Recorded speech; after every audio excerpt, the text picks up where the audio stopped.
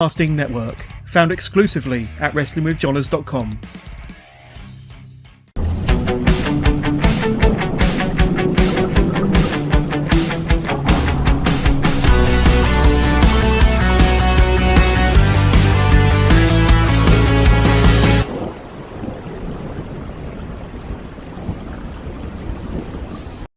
Hello and welcome to the latest live episode of Wrestling with Johners, episode 242. Got an awesome guest for a Saturday night. It's quite rare that I do podcast interviews on a Saturday night nowadays, especially now that the wrestling scene is back open in the UK. But I've got one of the most exciting young talents on the UK scene at the moment. I hope I get this right. It's the 0.00001% Leon Slater. Leon Slater, thank you for joining me. How are you doing? I am good, my man. I am very good. I'm glad to be here. Happy to be here, finally. 100%. And I've got to ask you straight off the bat, where does that come from, the 0.00001%? What's that all about? Where did that originate?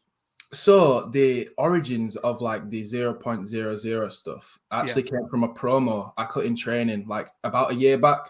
So when Pursuit Pro Wrestling started, which is my training school in Sheffield, like there was a big focus on promo stuff. And like coming into it, I didn't really have a character. Like coming off of that year of like Corona and no wrestling and all that stuff, I didn't really have a character. And like, I think one of the lines was in my promo, if you're one of the 0.00000% that can try and beat me, then something along those lines. And I remember when I started doing the zeros, like everyone else at training that was sat down started coming along with me and coming along. So the next week I did it again, but this time I flipped it. So I was the 0.0001%. And now here we are. I'm guessing it just means that you're the best, basically, and your opposition can't touch you. Pretty much. It's just like the way that I see it is like kind of a one-of-one deal, 1 out of a million, like just being unique, just being yourself, you know what I mean? Absolutely. And because we are live, if there's anybody at home that wants to send Leon any questions, you can ping them through to us on your chosen device. They'll come through to us. We'll do our very best to answer every single question live on air. But this is going to be a really fun one because you've been in the business for a few years. We're going to talk about that. But the last time I saw you was less than a week ago, Sunday last week. Progress Wrestling Chapter 134, No Mountain High Enough, a hell of a show. I was there, saw the action from beginning to end. The atmosphere was hot, the matches were hot, but you were there in your match against RKJ, Ricky Knight Jr., and a hell of a match. I think you guys were on second. Yeah. But you guys lit up the crowd from the entrances. I mean, you've got an explosive entrance anyway, and you do fire the crowd up, which is awesome. But that match alone, it was a show stealer, my friend. Tell us a bit about that match, the build up to it, and kind of being in the ring there with RKJ. So, like, that match was a really big deal for me. Because obviously it was my Ballroom debut, which is like I've wrestled for Progress before, but like in the Dome for everything patterned, and I'm sure we'll get onto that stuff later. But like obviously the Ballroom being such a prominent venue in British wrestling and like the Progress venue that Progress have run since like kind of day one-ish, it was a big deal to be wrestling there, and I'm really glad I've done it now. And then as far as like RKJ goes, that was another big like kind of checklist opponent for me to finally get a one-on-one. 100%. Because we actually wrestled in a four-way when I was like, I can't have been older than 12, 13. Yeah, I mean, RKJ, when I interviewed RKJ a few weeks ago, he said that he wrestled you about 5 years ago. So you must have been about 5 years ago. Yeah, and I was blown away by that fact, to be honest with you. But please carry on. Yeah, so like I wrestled him in this four-way for a promotion called UKW, which is where I used to train before Pursuit came along. And it's like I think it's just like a cool full circle moment to see like how much we've both grown, and then we've kind of met back at this point, if you know what I mean. Like it being my Ballroom debut and his Progress debut, I think it's just a cool full circle moment. And like you said, I think we killed it. I think we did a good job and like delivered on the expectations, because coming into it, it was like people were expecting us to put on this like 5-star classic, and people were like excited for it. And I think we delivered on it quite well. 100%. I suppose when you've got that sort of hype going into a show and those huge expectations going into a match, sometimes it can probably make you feel like, am I going to deliver? Maybe a little bit nervous, more than you need to be. But I've got our first listener question sent in before we went live from an Ashley Clements, who goes to every single show the UK has to offer. He's probably at a show right now, as a matter of fact. But Ashley asks, how did Leon find his match against RKJ at Progress Chapter 134? And how did you feel to get the standing ovation as well? Because after the match, the crowd were just on their feet for the performance and for yourself as well. So, like I said, you've already told us about the match, but to get that reaction afterwards must have been pretty special. It's honestly, it's been one of the most special things that's happened in my career so far. As I was saying, it was like a super big deal for me, like being in the ballroom, and like I wasn't sure how people were going to react to me and stuff like that. And then like the standing ovation just tipped it off. And then obviously like all the faction stuff that happened afterwards with like the 0121 guys and Jody, it's like, it was just crazy. It's just the best feeling, the best. Yeah. Well, let's talk about that then, because for those that weren't there, for those that don't know, after the match, you had the Progress Tag Team Champions, Dan Maloney, man like Darius come out, and of course 0121 faction member Jody Fleisch came out. At first, we weren't sure why they were coming out. And then it was obvious as soon as they got into the ring, they lifted you up onto their shoulders and officially entered you in. I'm guessing they entered you into the 0121. So to be the fourth member of that great faction, a great team, like I say, current Progress champions as well. Three. I've got to say, legends of the business. Certainly, Jody Fleisch, Dan Maloney have been around for ages. Man like Darius is on fire at the moment, and you're on fire, having the year of your life. How did that feel to be lifted up and officially entered into the 0121? Like, again, going back to like the circle thing, it's another full circle thing for me, because I remember when Dan and Darius were doing like all the attack stuff, and when they had the attack belts, I think I was like 14, 15, and they were just blowing my mind, honestly. Like, I thought they were the coolest guys in the UK. And like, all I could think about is one day I'm going to team with them. And then like, for things to happen the way that they've happened, and now that I'm like in the faction with them at Progress, of all places, like the biggest promotion or one of the biggest promotions in the UK, it's just crazy. And then like, as far as Jody goes, obviously he's a legend. And like, 100%. I take big inspiration from Jody, and like, he's just crazy. Like, from looking back, I always remember this match, him and Johnny Storm at Best of the Best 2002 for CZW. And they just go and go and go and go for like 20 minutes. And I just remember watching that match and thinking, this is what I want to do.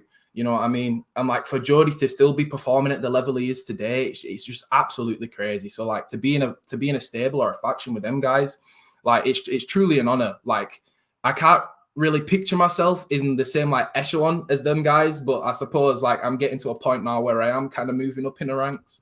So yeah, it's super cool.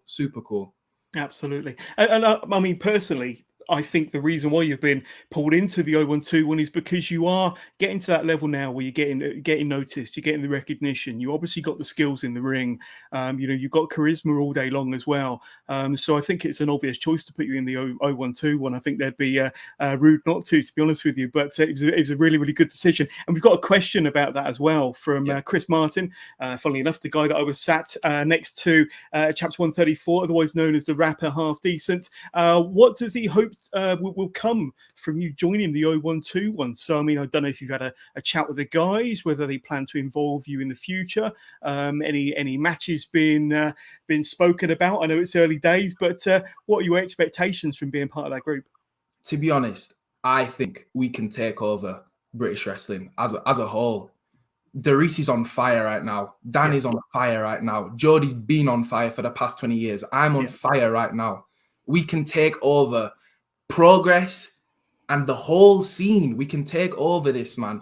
And like, there's so many, being four of us, there's so many possibilities. You can have us in a single. You can have me and Darius as a tag. You can have Dan and Darius. You can have Dan and Jody. You can have me and Jody. You can have me and Dan. You know what I mean? The possibilities are literally endless.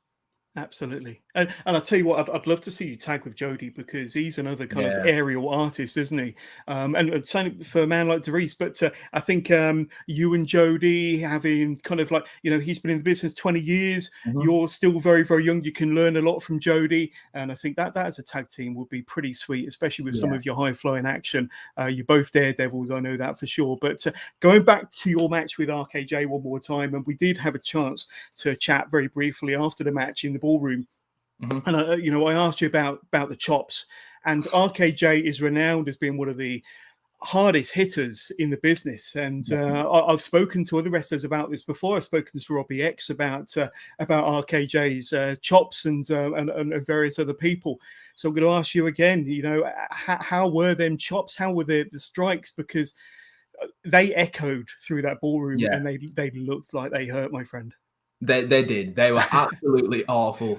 But like that's what Ricky's known for, you know what I mean? He's definitely the hardest hitter I've ever wrestled. And as you said, he's one of the hardest hitters in the UK. So like with the adrenaline and stuff, you kind of have to try and shake them off and try to go back at him with my own chops, but like that didn't really work. But yeah, man, like the chops, the forearms, the kicks, he's definitely one of the hardest hitters, if not the hardest hitter in British wrestling for sure.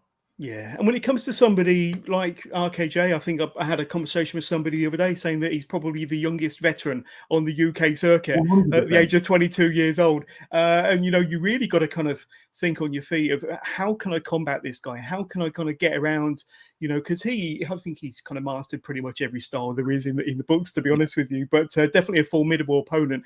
But I'm not going to take anything away from you. You gave an excellent performance on that day, and you should be very, very proud of what you did on that day. And like I say, the Progress fans, the Progress faithful, they brought you in to their hearts on that day, gave you that standing ovation.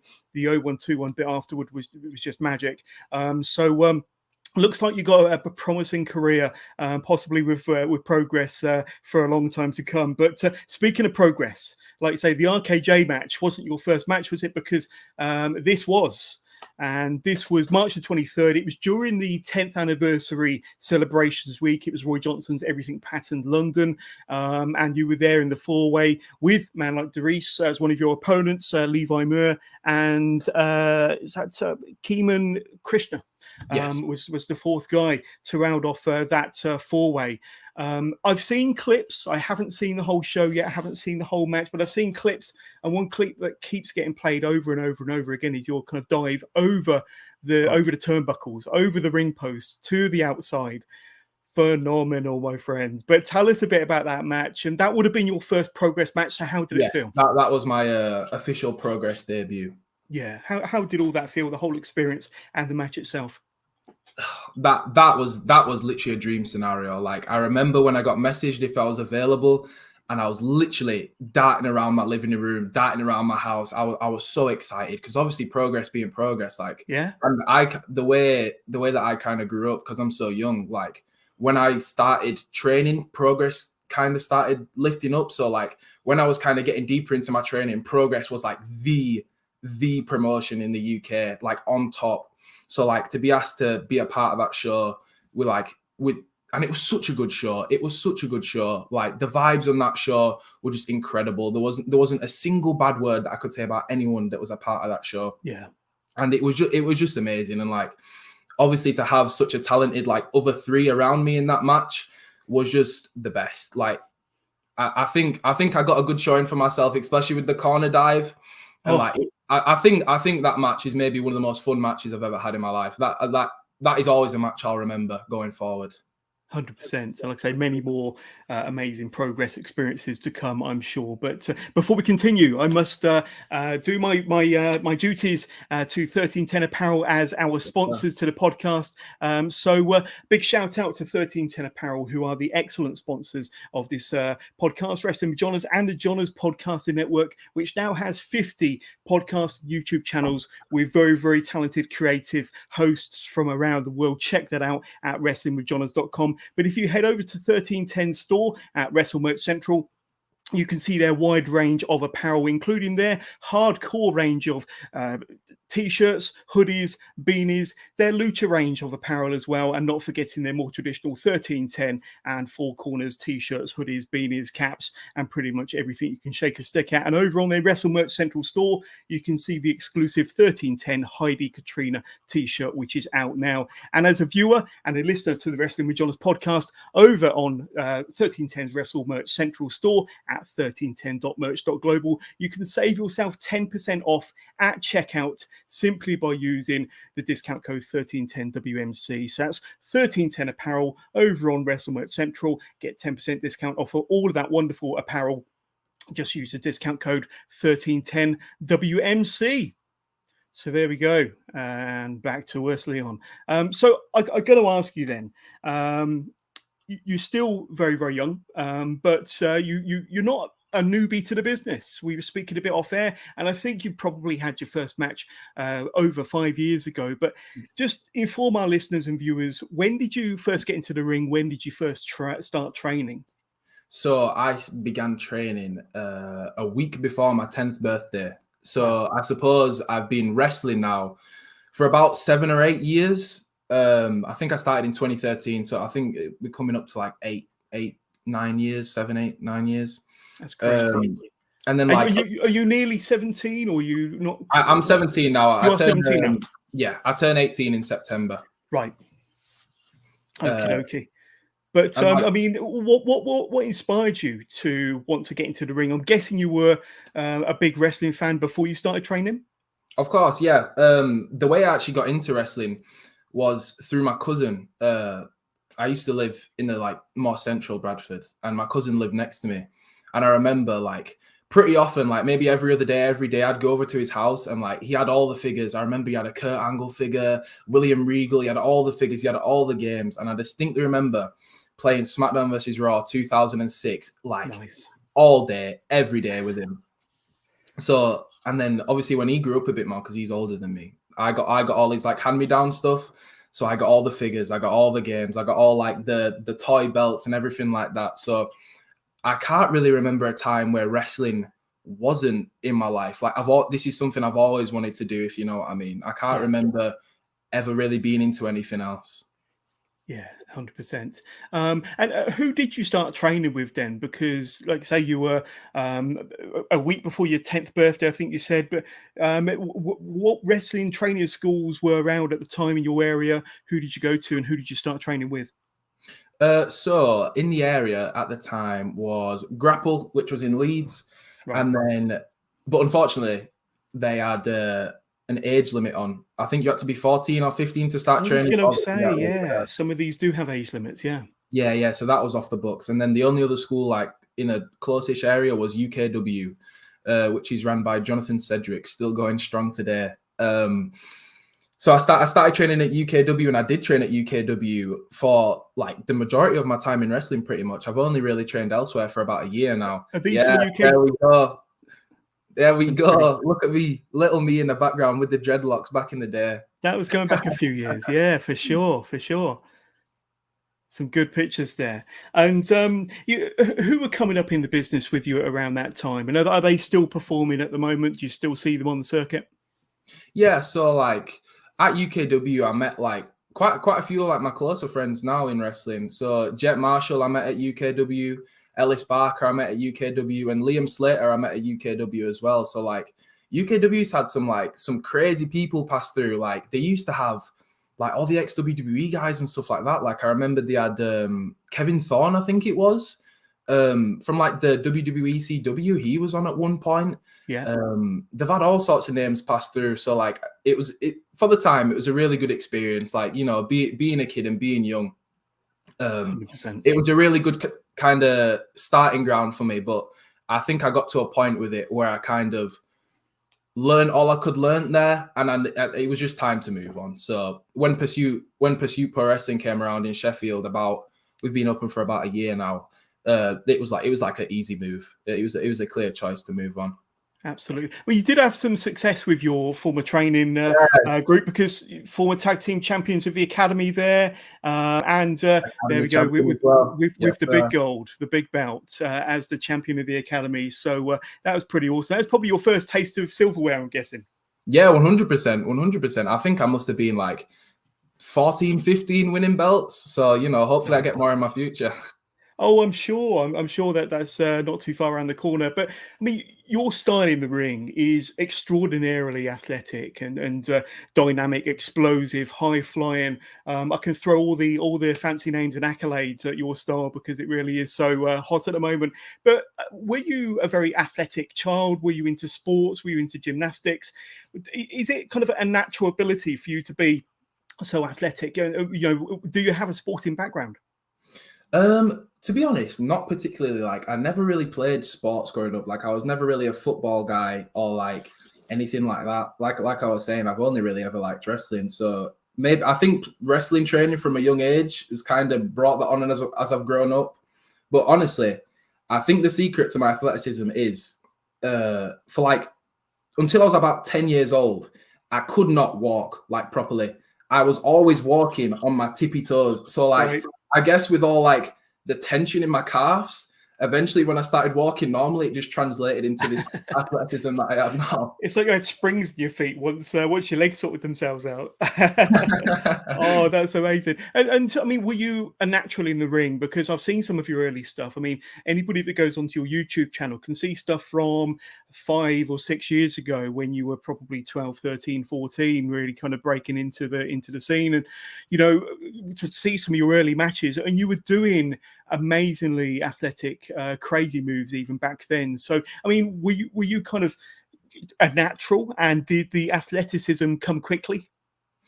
So in regards to like training and stuff, I actually did a bit of jujitsu like when I was in primary school. So when I started wrestling training, I took to like the bumps because they're quite similar to like the break falls in judo. So like the bumps came pretty easy to me. And then like obviously because I've grown up watching wrestling and like I was always wrestling like with teddies and like my sister and my mates and all that stuff. So like I was kind of already used to some of the movements. So yeah, I picked up on it pretty quickly. 100%. We've had a few people that have sent us some comments through YouTube, as a matter of fact. Loon saying hashtag 0.0001%. And of course, Loon again. But Sergeant Monk, let's go. Leon, let's go. So a few people that are watching and reaching out. So thank you so much for watching this interview. But I've got to ask, were there any larger than life characters on the TV that you're watching, or through the console games maybe, that really jumped out at you, that inspired you as a youngster, and that you've maybe emulated in some way in your professional career? So like as far as favorites growing up go, like my top three were always Jeff Hardy was always the predominant number one. He was always just a man to me. I love Jeff Hardy still to this day. Number two was probably RVD. RVD is and also a big influence. And then number three is Shelton Benjamin. I think Shelton Benjamin is one of the most underrated people like ever. He's so good, and he never gets any respect on his name. But yeah, them three are the main inspirations for me, I'd say. 100%, and you can see a lot of them. I mean, they're all high flying, all very fast paced and dynamic like yourself. So you can see some influences there in your in ring style for sure. But let's say growing up in the wrestling business from an early age, and you're still, let's say, very young, 17. You've obviously had a lot of support from the people around you, your friends and your family. Were they kind of support? I mean, you said the only thing you ever wanted to do was become a wrestler. So you must have had a good circle of friends and that support mechanism at home. 100%. Like my mum has just been the best. Like ever since I started training, she's done everything she can like to make it work, whether that's like driving miles to training or dropping me off at shows or picking me up at someone's house, like at God knows what hour in the morning after a show. She's just been the best. And like even now, because I only left school about a year ago. So I came out of school into an apprenticeship. And then I said to her, I remember the conversation, I was saying like, I want to leave. I don't want to do this. I just want to wrestle. And she was like, go for it. So like, ever since I've become like doing this full time, she's just been on it, supporting me wherever she can, like driving me to shows, training, picking me up from shows, all of it. So I've always had a really good circle around me. And then like, I've always had a good circle around me in training as well. Like nobody nobody really kind of pushed me to a side because I was like the little kid. Like everybody brought me in as like a little brother type of thing. So I've always had a really, really good circle around me. Yeah, that's really, really good to hear, and very, very important when you're kind of ambitious and you want to kind of pursue a certain activity or sport. And just a curious question from myself. Obviously, you said you left school about a year ago or last year. And what were the reactions of some of your classmates or maybe teachers when you were turning up on a Monday morning? Maybe with a few scrapes and bruises and maybe a limp or a black eye following weekend's pursuits in the wrestling ring. Did you get any strange reactions or strange comments from any of your peers or teachers at school? To be honest, not really, because like people knew that I was a wrestler, but they're like, oh no, that stuff's fake. He can't really be getting hurt. And then I would show up on like a Monday with like a black eye or like a graze or something. Like, what have you been? Have you been at Fight Club or something? What have you been doing on a weekend? This ain't wrestling, you know what I mean? So like, I think it was confusion more than anything. But yeah, I did get a few weird looks in the hallways going to class. Yeah, 100%. And I mean, one thing that's really stood out to me, especially watching you in the ring last weekend, watching highlights and matches of yours on YouTube and where I can get my hands on your footage, is how smooth you are in the ring. Like I say, you're explosive, but you're smooth. Everything is just kind of effortless, and that's probably a skill that you've had to develop or maybe learn over the years. And I was alluding to it earlier in terms of being a natural in the ring, but obviously, I think one of the comments you get the most is how smooth and effortless you are in the ring. That's obviously something you take a lot of pride in, but probably something you've worked very hard on as well. Yeah, like it's like the cleanness of stuff has always been really important to me because at the end of the day, wrestling is a performance. So I want to make everything I do look the most appealing and the best it possibly can be. So like it's been a pretty big focus point for me, like in training and stuff like that. And then I suppose doing it from such a young age, like I've just been drilling like all these movements for like years and years now. So I guess it kind of comes easier now than it would do a few years ago. But yeah, it's paramount to me, really. Yeah, 100%. And just sticking with your YouTube content, your YouTube channel, and I definitely recommend it for anybody that wants to see more of Leon Slater. But you've got some stuff on there from your early days, matches with JJ Barker, for example, Billy O'Keefe, Tom Steele, and others from back in the day. And like I say, even then you could see shades of what you would eventually become in 2022. But it looked like you had a lot of fun then. Those were obviously academy matches. Yes. But tell us a bit about some of their matches in the early days. And, obviously the guys might have been older than you, might have been bigger than you. So I suppose, did you feel like the underdog? You all seemed quite confident, but when you went out there, did you feel like you had something to prove? To be honest, like back in those type of days, it was just like the most fun thing like in the world to me, because obviously I'd grown up playing the games and it's all I've ever wanted to do. So like on a show day, I just remember like being excited. I popped out of bed, straight in the car, straight to training in the morning before, and then straight onto the show. So like I didn't really feel like any pressure or like feel like I was an underdog in any type of scenario, because like I suppose we were all like one like big family, because like the guys I'd be on the show with, I'd be training with every week and I'd be seeing them outside of wrestling and stuff like that. So there wasn't really like any pressure or like feeling like I had to prove something, because at that point it was just purely fun. But now I do feel a bit like that, because I don't want people to look at me as just another flippy guy or just another young guy, if you know what I mean. So I do have that kind of chip on my shoulder that I want to prove that I'm more than that, if you know what I mean. Yeah. I mean, are there elements of your game that you want to improve or maybe add into your repertoire? Because, like I say, I've said since the beginning, you're extraordinarily talented, very, very high flying and dynamic, one of the most exciting youngsters on the circuit at the moment. But like you say, you just don't want to be another flippy guy. You don't want to be kind of tarnished as one of those guys. And there's nothing wrong with being a flippy guy, especially if you're bloody good at it like you are. But are there elements you want to add into your game that you think could take you to that next level again? Of course, yeah. I think my appearance is a big thing in that. So I'm looking into getting like more flashier gear, and like I'm putting in work in the gym to try and put a bit of mass on.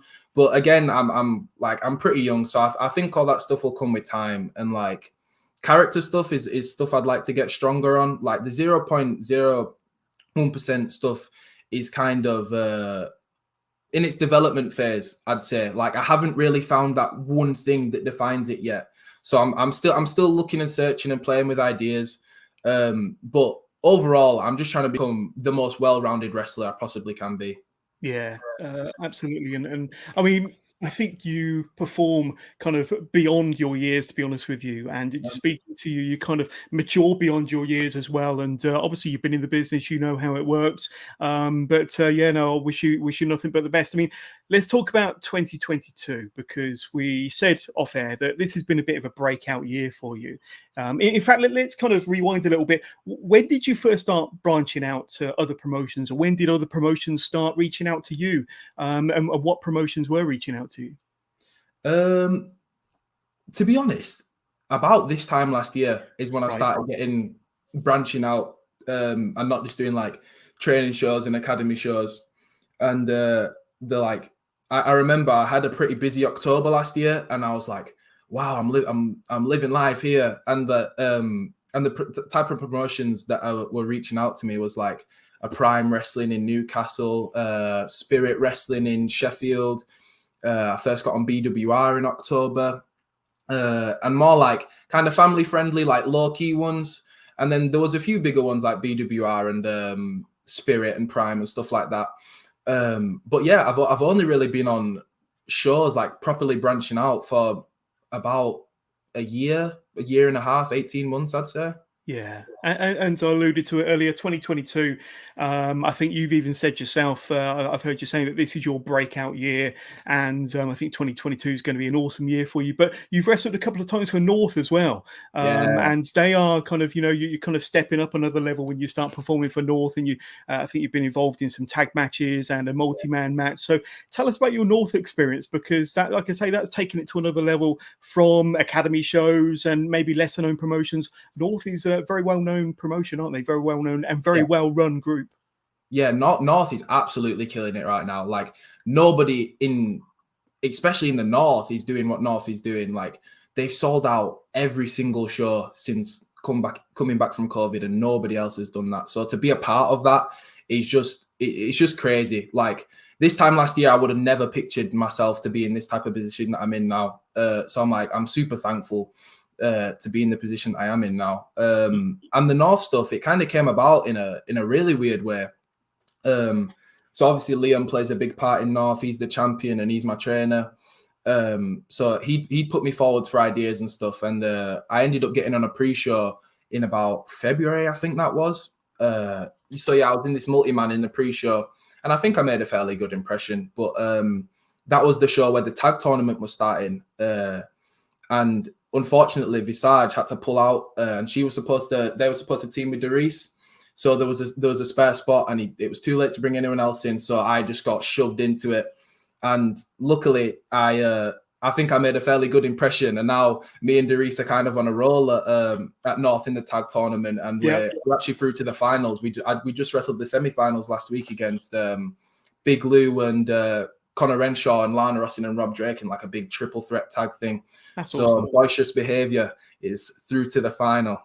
Absolutely. That's really, really awesome. And of course, looking ahead, Wrestle Carnival, who I have a connection with in Coventry. And like I say, bring up some graphics here. Here we go, July the 10th from the HMV Empire Coventry. And you're going to be going up against a former guest on the podcast, Robbie X, good friend of the show. Honestly, that is a bit of a dream match for UK wrestling fans for sure. Two amazing high flow wrestlers. And Robbie knows all about kind of coming into the business at a very young age. He's been in the business 15 years and he's still only in his mid-20s. But he's pretty much done and been everywhere, done everything and been everywhere. But that must be a pretty exciting opportunity for you, not only to debut for another new promotion, one of many in 2022, but to go up against somebody like Robbie X, who really is a bit of a pioneer as far as high flying is concerned around the UK. Yeah, 100%. Like Robbie's been a dream match of mine for a while now.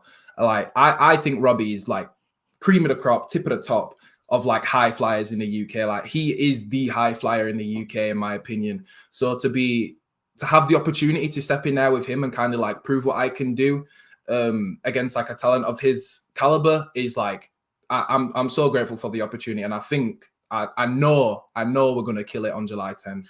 100%. Absolutely. Absolutely. And what do you know about Wrestle Carnival? Because they've a fairly new promotion. I think they came about last August was their last August was their first show.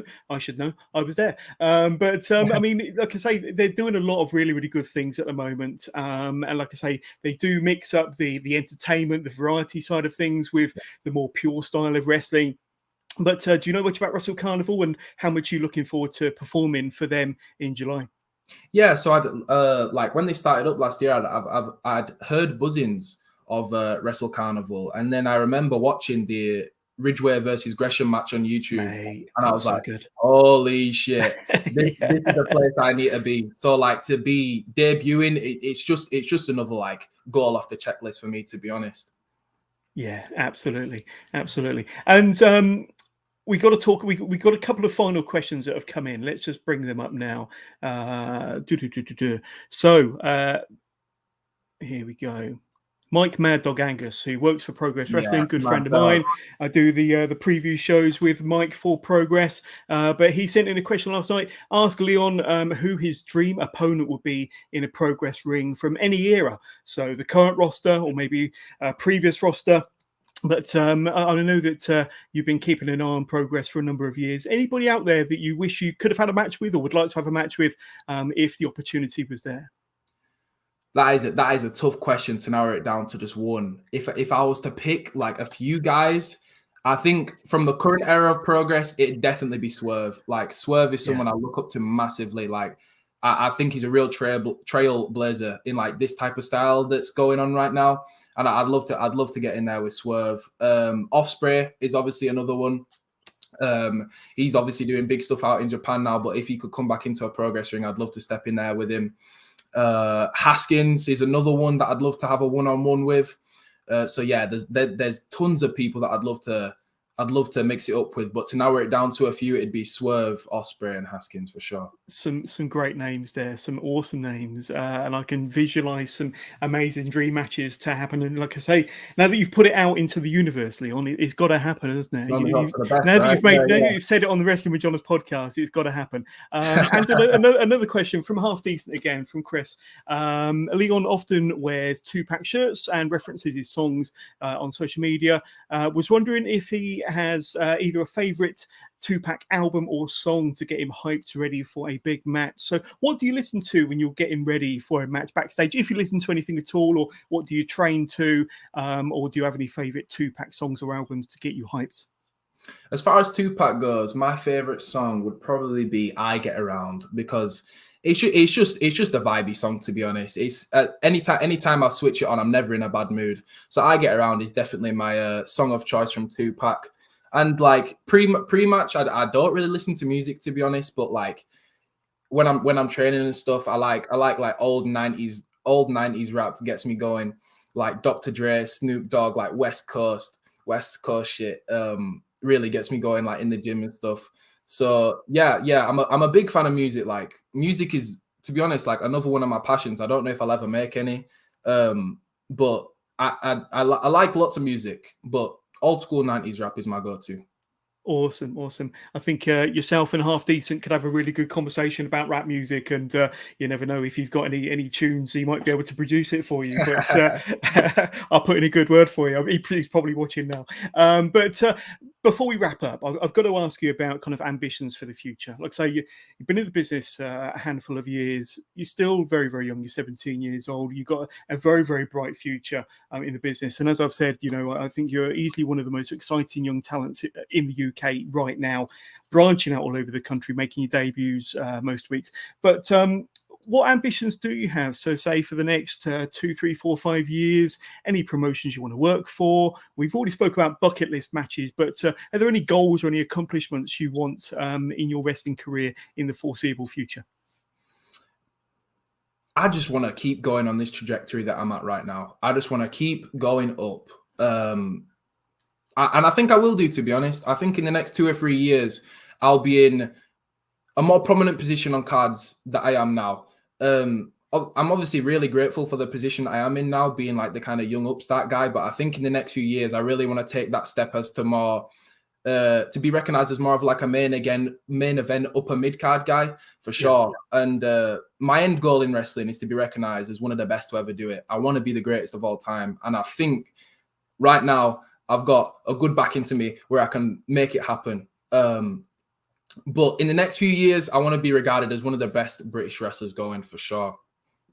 Yeah, and I think you're well on your way, especially with the attention and the ground that you're breaking this year. But before we let you go, an opportunity to throw out to my listeners and viewers where they can reach out and say hi to Leon Slater, get in touch, maybe book you for shows or just to find out more about you and your matches, maybe any merch. But the floor is yours, my friend. Where can we get in touch on socials?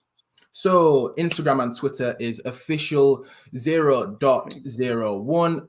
YouTube is just Leon Slater, and merch wise I have actually brought out some new t-shirts which you can catch at the merch desk on any shows coming up. Still building a website, so soon come for the website, look out for that. And I think that is about it, my friend. Awesome. It's been amazing speaking to you for the last 40 minutes or so, taking a deep dive into your wrestling fandom and your love for wrestling. But if you've got a final message for your I don't know, friends, family, your fans out there, as a thanks for all of their support or a message for the future, what would you like to tell them before we close this interview down? I just want to thank everyone that supported me along the way. That's my mum, my girlfriend, my friends, and like all the people that come to the shows every week and support me and show love. And I want to thank you, Jonas, for having me. It's been really fun. It's flown by. And I think we'll look back on this in a few years and like the stuff I'm saying now will come into fruition and we'll go, oh, he was right. That young man, he was right. We'll have to do a part 2 for sure, and have a look over what actually happened. And but no, you've got a very, very bright future. And thank you so much for being an excellent guest. And can't wait to catch up with you somewhere down the line, my friend. It's been a pleasure. Thank you, Jonas. Take care.